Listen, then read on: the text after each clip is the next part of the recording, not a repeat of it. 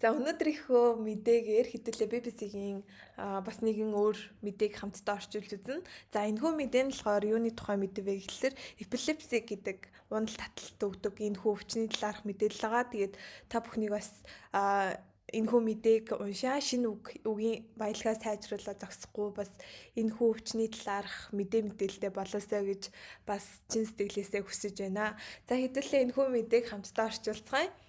We need to raise epilepsy awareness to save lives гэж байна тийм. За энэ нь юу гэсэн үг вэ гэхээр бид нэр raise гэдэг нь нэмэгдүүлэх гэсэн үг тийм. Нэмэгдүүлэх ихсгэх хэрэгтэй байна. Юуг ихсгэх хэрэгтэй вэ гэхээр epilepsy.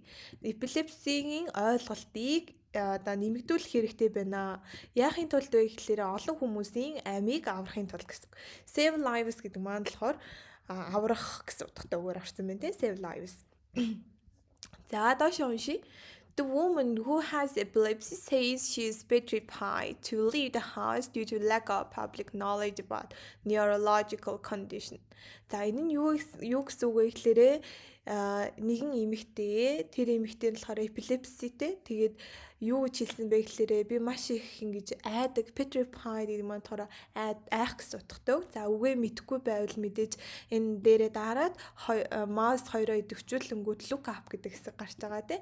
За энэ дээр болохоор үгийнхээ тайлбарыг нь англиас англи руу орчуулаа явна гэсэн үг байна. За би маш их айдгаа яхаас юунаас айдаг вэ гэхээр гэрээсээ гарахаас айдаг. Юунаас болоод вэ гэхээр олон нийтийн мэдлэгийн дутмаг байдлаас болоод гэсэн. Lack of public knowledge гэдэг маань болохоор олон нийтийн мэдлэг мэдээллийн дутмаг байдал. Lack гэдэг маань болохоор дутмаг байдал гэсэн утгатай байхгүй. Тэгэхээр юуны тухай вэ гэхээр тархины мэдрэлийн нөхцөл байдлын тухай гэсэн. Neurological condition гэдэг маань болохоор тархины мэдрэлийн систем гэсэн утгаар орж байгаа. Тархины мэдрэлийн системийн нөхцөл байдалтай холбоотойгоор гэсэн үг. За тэгээд доотлын өгүүлбэрийг уншия. Taiba Abahai from Warwickshire told the BBC that she was born with a condition was often discriminated against when at school by staff and pupils. За энэ нь юу гэсэн үг вэ гэхээр Warwickshire гэдэг газарт байдаг одоо Taiba Abahai гэдэг хүн BBC-д болохоор ингэж BBC-д ярилцлага өгсөн хэлсэн гэж байна те. Юу гэж хэлсэн бэ гэхээр би одоо анхнаасаа төрөхдөө epilepsy гэдэг өвчнөд төрсөн гэж байна. She was born with epilepsy. За тэгээд often discriminated гэдэг маань болохоор ялгуурлан гадуурхалтанд өртсөн гэсэн үг. Discriminate гэдэг маань ялгуурлан гадуурхах гэсэн утгатай үйл үг те. За хизээвэ гэхлээрээ сургуульд байхдаа ажилчдаар болон сурагчдаар ингэж дандаа ялгуурлан гадуурхалтанд өртдөг байсан гэсэн утгатайгаар орсон байна. За доош уншия. I don't know when seizure will happen is unpredictable. За энэ нь юу гэсэн үг вэ гэхээр би ерөөсөө мэдгүй байна. Хизээ таталт нь тохиолдохыг гэсэн. Seizure гэдэг үг маань болохоор таталт гэсэн утгатай байхгүй. Таталт хизээ тохиолдохыг би мэддэггүй байна. It is unpredictable гэдэг маань болохоор энэ бол тааварлашгүй гэсэн үг. Predictable гэхээр тааварлах үс гэсэн үг болдог мөртлөө un гэдэг үг залхангуу тааварлагдшгүй гэсэн үг болчихно гэсэн үг. За доош уншия. If I'm in public, someone pushes down on me, I could die. За хэрвээ олон нийтийн газар if гэдэг үг маань хэрвээ те хэрвээ би олон нийтийн газар байгаад хин нэг намайг ингээд түлхэх юм бол одоо би олон шууд өхөж магадгүй гэсэн утгаар орсон байна те. Could die гэдэг нь болохоор бас maybe might гэсэн утгаар орж олно гэсэн үг. Магадгүй гэсэн утгаар гэж одоо 29 настай энэ хүн бас хэлжээ гэж байна. 29 years old say гэдэг нь хэдийгээр нөгөө he sheet гэдэг холбоос ороогүй ч гэсэндээ энэ дээр болохоор тэр хүн хэлсэн гэдэг утгаар нь энэ дээр гарсан байна гэсэн үг. За доош уншия. The activist writer by the condition is taking part in epilepsy action new campaign encouraging people to become allies to learn how to deal with attacks that happen in front of them.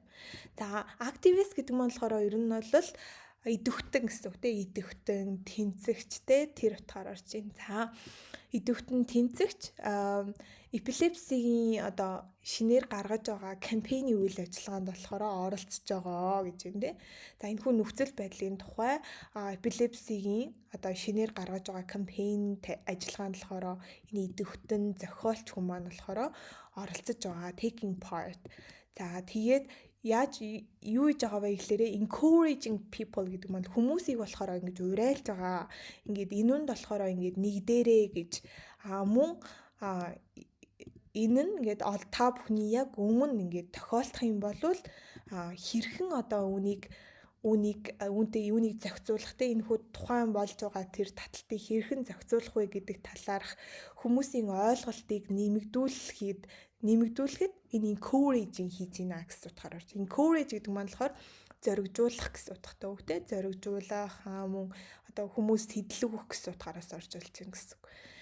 За тэгээд мөн deal with гэдэг маань ер нь бол ингээд тохиролцох гэсэн утгатай. Гэхдээ энэ тохиолдол дээр болохоор энэ өгүүлбэрийн бүтцээс харах юм бол одоо туслах гэсэн утгаар орж болно тий. Туслах хэрхэн одоо таталтанд болох үед одоо туслах талаар хүмүүсийг болохоор ингэж хүмүүсийг одоо яаж урамшуулж байна, дэмжиж байна гэсэн утгаар орж ийн гэсэн үг байна.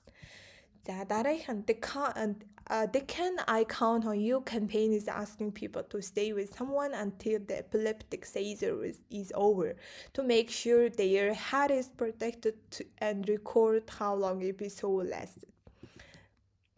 За энэ юу гэсэн үг вэ гэхээр одоо би чам найдаж болно гэдэг энэхүү би чам үнэхээр найдаж байна гэдэг энэхүү одоо кампэйн нь хүмүүсийг болохоро ингээд үлдхийг одоо асуудаг үлдээсэй гэж одоо хүсдэг юу гэж одоо уриалгах нь л гэсэн үг байна те одоо шууд асуух гэсэн утгаар биш уриалдаг юу гэж уриалдаг вэ гэхлээрээ одоо тэр таталт нь те epileptic seizure гэдэг энэхүү таталт нь болохоор зогсох үе хүртэл хүмүүсийг болохоор ингээм хамт байгаасай гэж одоо уриалдаг тэгээд to make sure гэдэг маань болохоор ингээд эргэн хараарай те лавлаарай гэсэн утгаар орсон байна те make sure за юуг лавлаарай гэхээр одоо түүний толгой нь ингээд хамгаалалтай байгаа.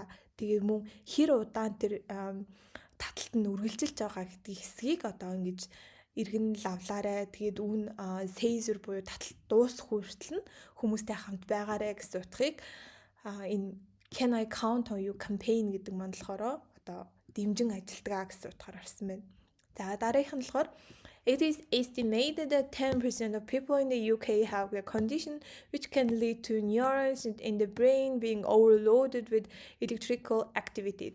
За энэ нь юу гэсэн үг вэ гэхээр it's estimated гэдэг нь болохоор одоо таамаглагдсан тийм тооцоо судалгаа гарсан гэсэн үг. Юу гэж судалгаа гарсан бэ гэхээр United Kingdom буюу UK-д байдаг хүмүүсийн 10% нь болохоор ийм нөхцөл байдалтай байдаг буюу ийм эпилепсигийн оноштой байдаг. Тэгээ энэ нь болохоор тархины нейрон руу ингэж одоо дагуулдаг. Тэгээд маш их ингэж цахилгаан одоо electrical activity гэдэг маань болохоор толгойд явагдаж байгаа тэрхүү процессд болохоор ачаалал өгдөг гэсэн утгаар орсон байна. За тэгэхээр энэхүү өвчин юу вэ гэхээр та бүхний саяын миний орчуулж өгснөөр энэ өвчин нь болохоор таталт өгдөг өвчин байхгүй. Тэгэхээр энэ өвчин нь болохоор хэрвээ хин нэгэн гудамжинд ингээд таталт өгөх юм уу эсвэл яг таталт өгч байгаа байдалтай ингээд хүмүүс харах юм бол мэдгүй хүмүүс харах юм бол энэ хүн ингээд гал зүслөөтэй ч юм эсвэл архиуцсан бай хүмүүс ч юм уу тэг ингэж харах боломжтой байдаг. Тэгэхээр энэ өвчин нь болохоор ийм таталт өгдөг. Тэгээд өөрөө мэдлгүй юм тохиолддог ийм өвчин байдаг учраас та бүхний бас энэ өвчний талаарх мэдээлэлтэй болоосэй гэд энэ хүн мэдээг хамтдаа эхнээс нь орчуулж үзлээ. Тэгээд та бүхэн үргэлжлүүлээд энэ хүн мэдээг бас орчуулцгаагаарай. Би доотлол нь линкийг нь тавьчихъя. Тэгээд бүгдээрээ нь амжилт хүсье. Баяртай.